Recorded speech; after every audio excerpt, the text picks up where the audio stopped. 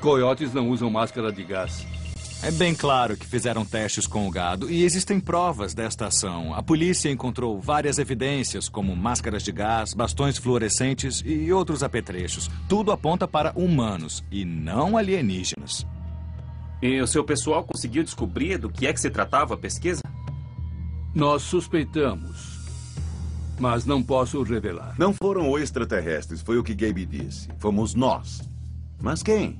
O governo? O exército? Alguma organização governamental secreta? Gabe não nos contou. Por que é que estão guardando segredo? Bom, por causa das consequências.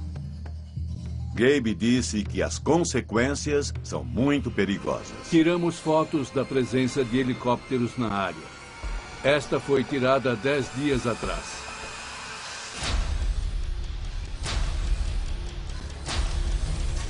Eu acho que se alguma organização secreta estivesse operando aqui, eles não teriam um emblema enorme ou um desenho do lado do helicóptero.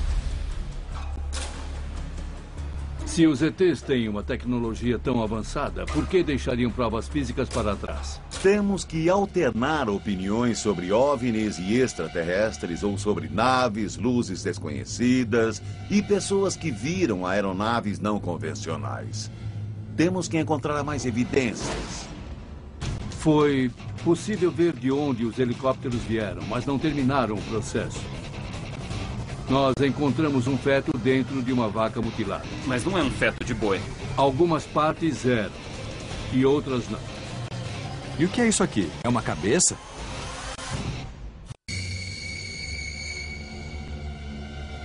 A vaca foi mutilada.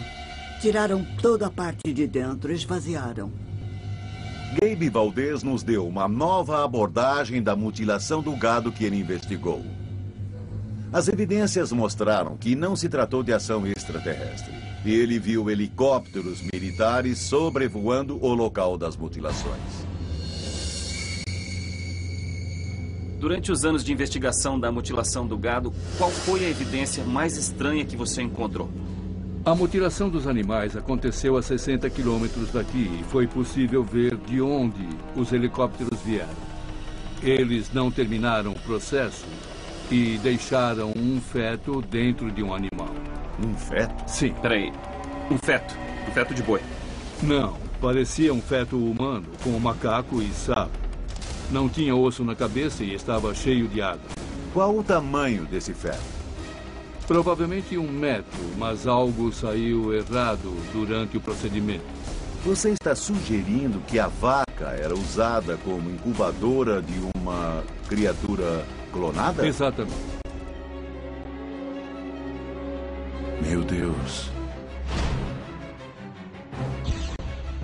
O que é isso aqui? É a cabeça?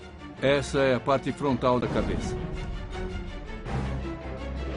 Isso é bizarro. Estava aberto quando vocês encontraram? Sim, estava aberto.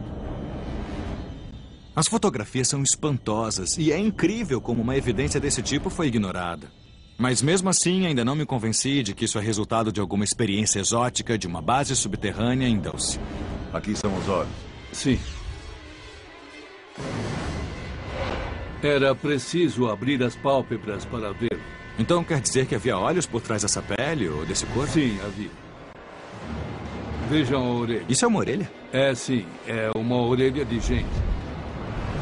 O que fizeram com o feto? Nós o levamos para análise. Deu o maior trabalho aos veterinários. E eles identificaram algo de humano nesse feto?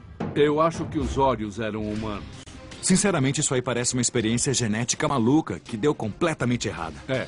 Correto. Isso é loucura, é loucura. Eu não diria isso, porque já nasceram bois com 8 patas e 2 cabeças, e isso pode ser algum defeito congênito, né? Mas são vacas, Pat. Daquelas que têm casco e ruminam. Eu acho que é uma deformidade aguda. Onde tem uma cabeça de humano e um corpo de vaca?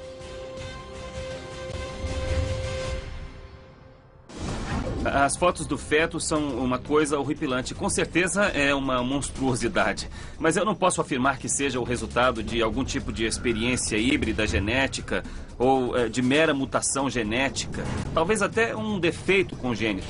Gabe confirmou que tem muita coisa acontecendo aqui que exigiria algum tipo de instalação para que fosse feita. Se for mesmo o caso, Dulce, Novo México é a principal candidata à base subterrânea e eu ainda quero encontrá-la. Naquela manhã, passou um ônibus escolar e todos viram. Eu me lembro de crianças gritando, meninas correndo pelo ônibus e se agarrando à batina do padre. Eu não conseguia acreditar, mas estava vendo um disco voador. Meu nome é Darren Vigil Gray e eu vi um OVNI na área de Achuleta Mesa. A gente está agora na base de Achuleta Mesa com o arqueólogo Garth Baldwin para discutir a formação geológica do Planalto e saber se é possível construir uma base subterrânea aqui. Garth, estamos na base de Achuleta Mesa, sob a qual supostamente existe uma base ultra secreta de experiência genética. Acho que a pergunta que todos fazem é: que tipo de engenharia seria necessária para criar uma base subterrânea? Fale um pouco sobre essa formação rochosa que estamos discutindo. Nas montanhas nós encontramos mais terra, mas é somente 30 centímetros e depois tem apenas rocha. A camada superior que vemos exposta é de basalto colunar e é fragmentária demais para qualquer tipo de escavação. É uma ótima proteção, mas não suportaria uma construção subterrânea. Mas por baixo existem camadas de basalto estruturalmente mais firmes, além de formações de arenito. Parece que a camada externa é muito difícil de perfurar. Seria necessário começar da base do Planalto ou perto da base, onde o solo é mais estável para começar a perfurar. Se você fosse contratado pelo governo para projetar uma base subterrânea aqui, por acaso haveria alguma razão para escolher a Achuleta Mesa? Em um planalto é preciso um ponto de partida com camadas rochosas mais estáveis, uma estrutura por onde começar a perfurar. De acordo com as especificações recebidas para construir a base. E qual é o diâmetro da parte central? A base atinge quase 8 quilômetros de extensão. Quase 8 quilômetros de extensão, correto? 8 quilômetros de diâmetro. É quanto mede o diâmetro da base? Mais ou menos o tamanho do Planalto. Caberia nessa estrutura que vocês estão falando. Garth confirmou que a Achuleta Mesa tem tamanho suficiente para abrigar algo dessa magnitude. Embora eu ainda não acredite que existe mesmo uma base sobre o Planalto, é bom saber que a possibilidade de existir é bem real. É possível que eles entrassem por túneis e escavassem o espaço para construir a base subterrânea de baixo para cima? Utilizando uma tecnologia avançada seria possível. O ser humano tem um enorme conhecimento em técnicas de escavação e engenharia estrutural. E eu não fico mais surpreso com nada que a engenharia produz.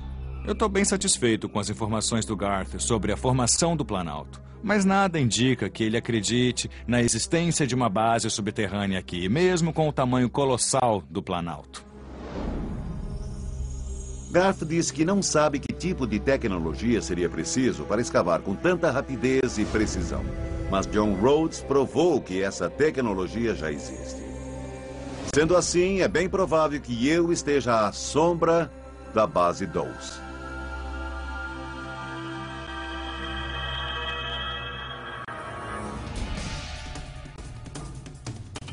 Eu quero muito encontrar a saída de ventilação. É o que eu mais quero. Eu vou tentar olhar mais de perto. Existe um túnel de 22 quilômetros que passa por baixo da montanha? Existe.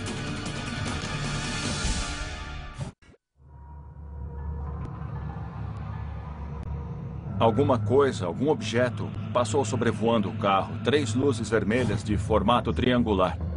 Sou J.R. T-Cube e vi um objeto não identificado na reserva Apache Jicarilha. À medida que avançamos nas investigações, ouvimos várias histórias interessantes, mas ainda resta um ponto de interrogação, que naturalmente leva a nossa investigação a um lugar. A própria Achuleta Mesa. Por ser uma área traiçoeira e perigosa, só Pat e eu vamos até lá tentar descobrir alguma coisa. Esta é uma área tão vasta que seria uma estupidez ir sozinha. Então nós vamos ser acompanhados por Richard, que é um guia experiente. Ele já foi até lá, conhece bem a área e ele viu um tipo de abertura de ventilação na montanha. Vamos tentar descobrir do que se trata.